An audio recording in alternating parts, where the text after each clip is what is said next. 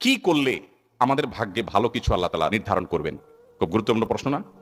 যে আমাদের জীবনে সৌভাগ্যবান আমরা কিভাবে হব, কিভাবে আমরা সৌভাগ্যের অধিকারী হব, ভাগ্য সুপ্রসন্ন হবে কি করলে? আল্লাহ তাআলা তো আগেই নির্ধারণ করে রেখেছেন, আমার এখন কিছু করার আছে কিনা। এটার জবাব হলো তিনটি আমলের কথা আমরা বলবো, তিনটি কর্মসূচির কথা বলবো, যেগুলোর মাধ্যমে আমরা সৌভাগ্যবান হতে পারি, আমাদের নসিবে ভালো কিছু হতে পারে। আরো অনেক আইটেম আছে, অনেকগুলো পয়েন্ট আছে, আমি শুধুমাত্র মৌলিকভাবে তিনটির কথা বলছি। সর্বপ্রথম কাজ হলো আল্লাহর প্রতি ঈমান আনতে হবে, আল্লাহর আনুগত্য করতে হবে, আল্লাহর দাসত্ব এটা আমাদেরকে করতে হবে, আল্লাহর আদেশ নিষেধগুলোকে মেনে চলতে হবে। আমার রব, আমার সৃষ্টিকর্তা, যার কাছে আমাকে ফিরে যেতে হবে। ইন্না লিল্লাহ, নিশ্চয়ই আমরা সবাই কার? আল্লাহর। ওয়া ইন্না ইলাইহি, এবং আমাদের সবাইকে যেতে হবে আবার কার কাছে? আল্লাহর কাছে আবার যেতে হবে, তার সামনে দাঁড়াতে হবে। সেজন্য আমার রবের নির্দেশের বাইরে আমি চলবো না, তার নিষেধাজ্ঞাকে আমি লঙ্ঘন করব না। এর মধ্যে আমার এই জীবনের প্রত্যেকটা ক্ষেত্রে আমার কল্যাণ নিহিত, আবার এর মাধ্যমে আমার অনন্ত অসীমকালের যে যাত্রা, তার কল্যাণও পরিপূর্ণভাবে নিহিত। মুহতারাম হাজরিন, সেই রবের আনুগত্য, তার গোলামি, তার দাসত্ব যদি আমরা পরিপূর্ণভাবে করতে পারি, আমার নিজেকে যদি আমি সারেন্ডার করে দিতে পারি, আল্লাহর কাছে সমর্পণ করে দিতে পারি, আমি যদি প্রকৃত মুসলমান হই, নামে মুসলমান না হয়ে আমি যদি পরিপূর্ণভাবে আল্লাহর গোলামি করতে পারি, যে আল্লাহর আদেশ আছে, পৃথিবীতে আর কার আদেশ আছে বা নাই আমার দেখার দরকার নাই, কারণ আমি গোলাম আল্লাহর আর কারণ না। আমি বলেছি আশহাদু আল্লাহ ইলাহা ইল্লাল্লাহ, আল্লাহ ছাড়া সত্যিকারের মাবুদ আর কেউ নাই, হতে পারে না। অতএব নির্দেশ আমি যদি তার পাই, তাহলে আর কারো নির্দেশ আছে কি নাই সেটা আমার দেখার কোনো প্রয়োজন। এটাই হলো ইমানের দাবি। আল্লাহ যদি কোনো বিষয় নিষেধ করেন, তাহলে সেই নিষেধাজ্ঞা আমি লঙ্ঘন করব না। তাতে কে খুশি হবে কে না খুশি হবে, কোনটা আমার টিকবে কোনটা টিকবে না, সেটা আমার দেখার দরকার না। এটা হলো আপনার ইমানের দাবি। আর যদি বলেন না, এক্ষেত্রে আমি কম্প্রোমাইজ করব, নানান দিক বিবেচনা করব, নানান মানুষের কথা শুনবো, নানান দিক চলে তারপর দেখে তারপর ডিসিশন নিব, তাহলে আপনি নামে মুসলমান হতে পারেন, আপনি প্রকৃত অর্থে মুসলমান হতে পারেন। মুসলমান মানেই হলো আত্মসমর্পণকারী আল্লাহ রাব্বুল আলামিনের কাছে। মুহতারাম হাজিরিন, অতএব আমাদের ভাগ্য সুপ্রসন্ন হবে, আমাদের ভাগ্যে ভালো কিছু লেখা হবে যদি আমরা আল্লাহ রাব্বুল আলামিনের আনুগত্য সঠিকভাবে যথাযথভাবে করতে পারি। যে যত বেশি করতে পারবো তার নসিব তত ভালো হবে দুনিয়াতে এবং আখিরাতে। ভাগ্যে ভালো কিছু থাকা, এটার মিনিংটা আমরা অনেকে বুঝতে ভুল করি। আমরা মনে করি অনেক টাকা পয়সার মালিক হয়ে গেলে, অনেক ব্যাংক ব্যালেন্স হয়ে গেলে, অনেক জমি জমা হয়ে গেলে আমার ভাগ্য ভালো। আর জমা হয় নাই, ব্যাংক ব্যালেন্স হয় নাই, টাকা পয়সা হয় নাই, সহায় সম্পদ বেশি হয় নাই, তার মানে আমার ভাগ্য খারাপ। ভাগ্য ভালো এবং মন্দকে এইভাবে যারা সংজ্ঞায়িত করেন, তারা স্পষ্টত ভুলের মধ্যে আছেন। বহু মানুষ সম্পদের মালিক হয়েছেন, বহু মানুষ বড় বড় চেয়ারের অধিকারী হয়েছেন, বহু মানুষ অনেক সম্মানজনক জায়গায় গিয়েছেন, কিন্তু তিনি সুখে নাই, শান্তিতে নাই, দুঃখে আছেন, পেরেশানিতে আছেন। এরকম দৃষ্টান্ত কি ভুরি ভুরি আছে না নাই?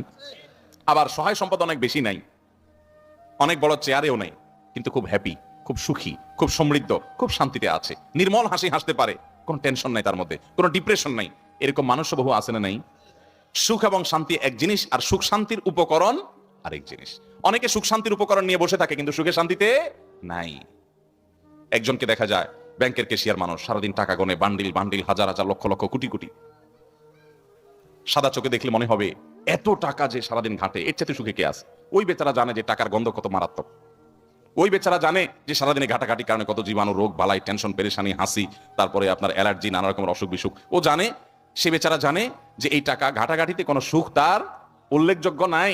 তারই আরেকজন সহকর্মী হয়তো কেশিয়ার না, টাকা হাতানোর চাকরি নাই, ওই বেচারা তার চাইতে অন্তত ভালো আছে। সেটা জানে যে টাকার গন্ধ শোকা লাগে না, অ্যালার্জি হয় না, হাসি কাশি হয় না, অন্তত তার চাইতে ভালো আছে। কিন্তু সাদা চোখে দেখলে মনে হয় আরে বাবা, এত টাকার ভিতরে আছে, এর চেয়ে বেশি সুখে কে আছে?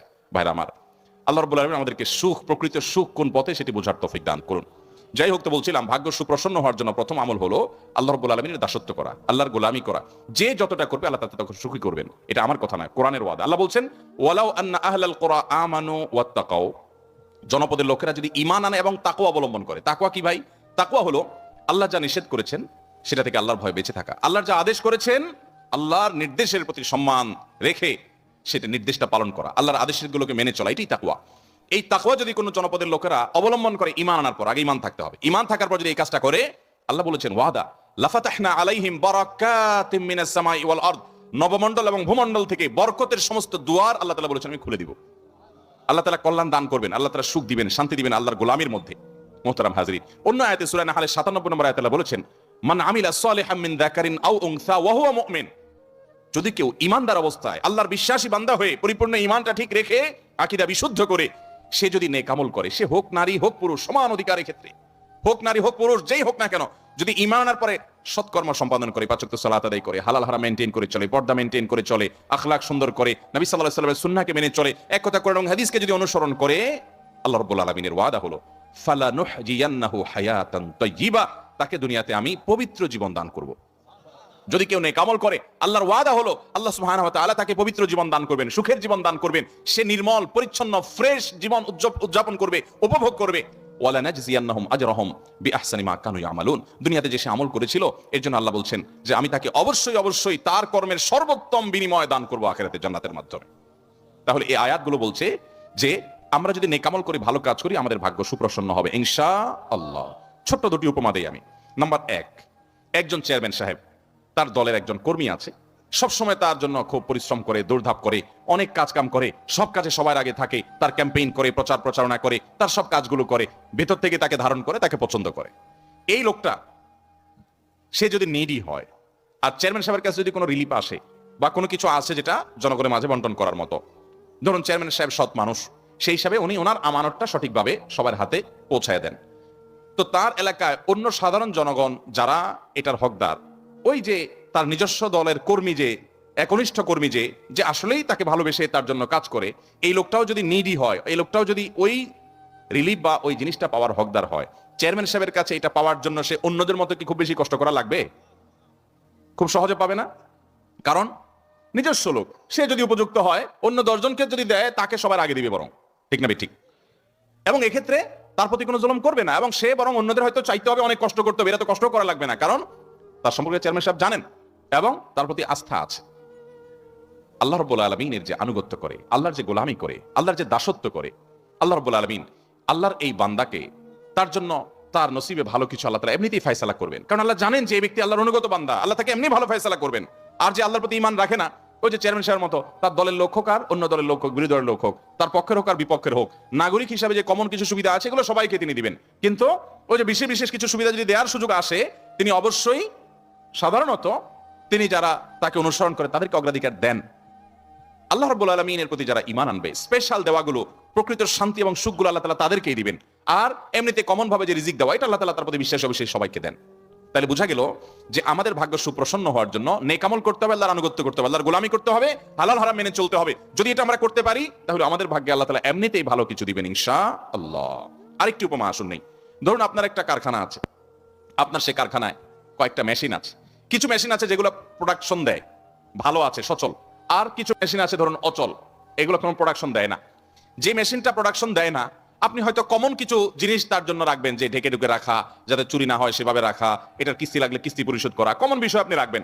বাট স্পেশাল কেয়ার, যেটা স্পেশাল কেয়ার, ওইটা কিন্তু আপনি অকেজো মেশিনকে করবেন না, কারণ ওটা থেকে প্রোডাকশন আসে না। তো এই জন্য ওইখানে তেল মোবিল আপনি দিবেন না, ওখানে আপনি বিদ্যুৎ সরবরাহ করবেন না, ওখানে গ্যাসের লাইন দিবেন না, ওখানে ওইটাকে ধোয়া মোছা আপনি নিয়মিত করবেন না, কারণ এটা তো অকেজো। যেটা সচল ওইটার প্রতি আপনি এমনি কেয়ার করবেন, ঠিক না ঠিক?